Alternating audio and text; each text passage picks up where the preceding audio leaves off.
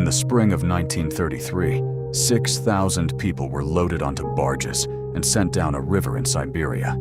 They were told they were criminals. Most of them weren't. 3 months later, only 2,000 of them were still alive. And some of the survivors didn't survive on food. They survived on each other. This is the true story of Nazino Island, the place history tried to erase. Stick around, because the worst part of this story isn't the killing. It's who Stalin's government actually sent there, and how long they managed to hide it. To understand Nazino, you have to understand what the Soviet Union was doing to its own cities in 1933. Stalin wanted Siberia populated, fast. He needed bodies to farm land, build settlements, and expand the labor camp system that would later be known as the Gulag. So the secret police, the OGPU, were given a quota. Round up the socially harmful elements of Soviet cities and ship them east. Sounds targeted, right? Like they were going after actual criminals. Here's the twist nobody tells you at the start. Police in Moscow and other cities were given arrest numbers to hit, not people to investigate. So they swept public squares, train stations, and markets, and grabbed anyone who couldn't produce the right paperwork in that exact moment. Factory workers, a conservatory-trained musician, farmers just visiting the city, elderly women, people who'd simply lost their internal passport. None of them were criminals. All of them got the same one-way ticket. By the time the operation was done, over 6,000 people were crammed onto barges so tight that many had to stand for the entire journey up the Ob River. This was the start of a horror that the guards themselves weren't prepared for. On May 18, 1933, the barges reached a small, swampy strip of land in the middle of the river, roughly 2 miles long and barely half a mile wide. Nazino Island. There was nothing here. No buildings, no shelter, no tools. The guards weren't given a plan. The officials in Tomsk had simply decided the island was somewhere to temporarily dump the overflow of prisoners while they figured out permanent camps elsewhere. That first night, the temperature dropped below freezing. People had been shipped in whatever clothes they'd been arrested in, some barely more than what they'd worn to the market that morning. By sunrise, roughly 300 people were already dead, just from the cold. On night 1. Then it got worse.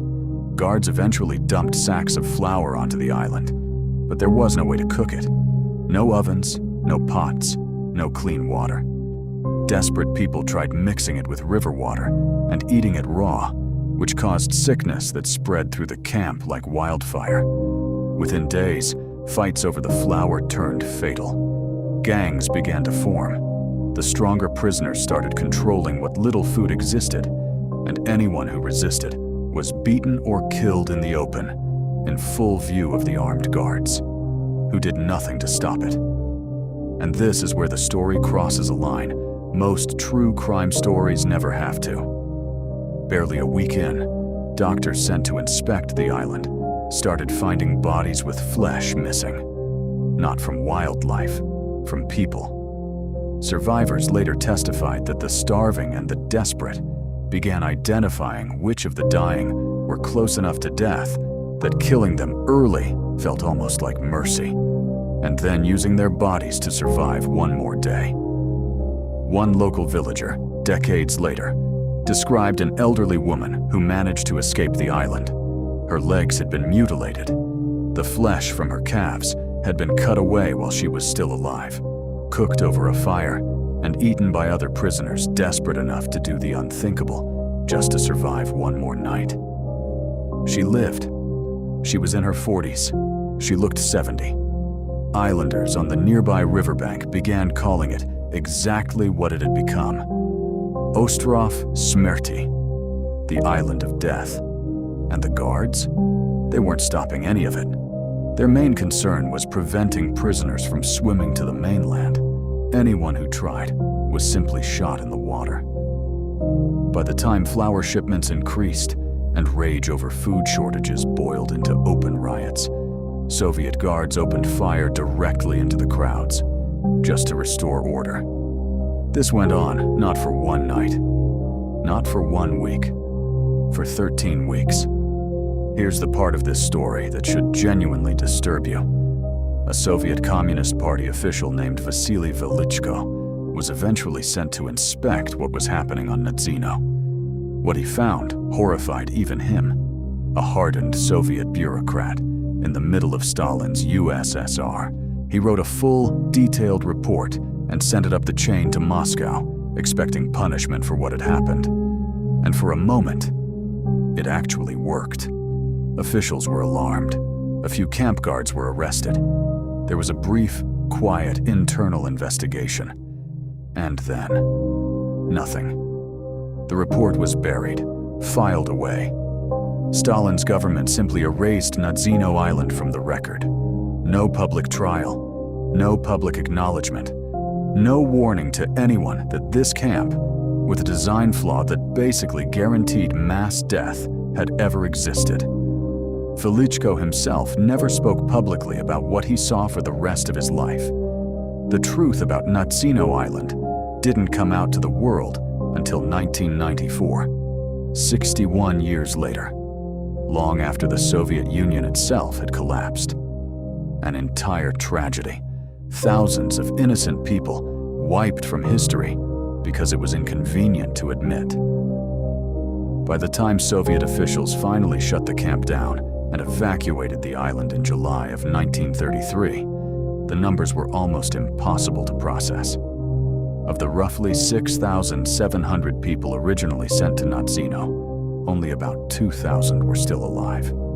And of those survivors, only 300 were considered healthy enough to even be sent onward to continue forced labor elsewhere. The rest were too broken, physically, mentally, to work at all. Nearly 4,000 people had died in 13 weeks, on an island with no war, no epidemic, no natural disaster. Just cold, starvation, bureaucratic indifference, and each other. A wooden cross stands on Nazino Island today. Locals still hold a small memorial there every June. Quietly, for people the Soviet government never officially admitted existed as victims at all. The most terrifying part of Nazino Island isn't the cannibalism. It's that this wasn't a plane crash. It wasn't a shipwreck stranding people by accident. This was a government decision. On purpose. And then it was hidden, successfully, for 61 years. If this story disturbed you the way it disturbed me researching it, hit subscribe. Because next week, I'm covering a case just as buried, just as forgotten, and just as real. I'm Talks with Unknown Man. Stay curious, stay careful,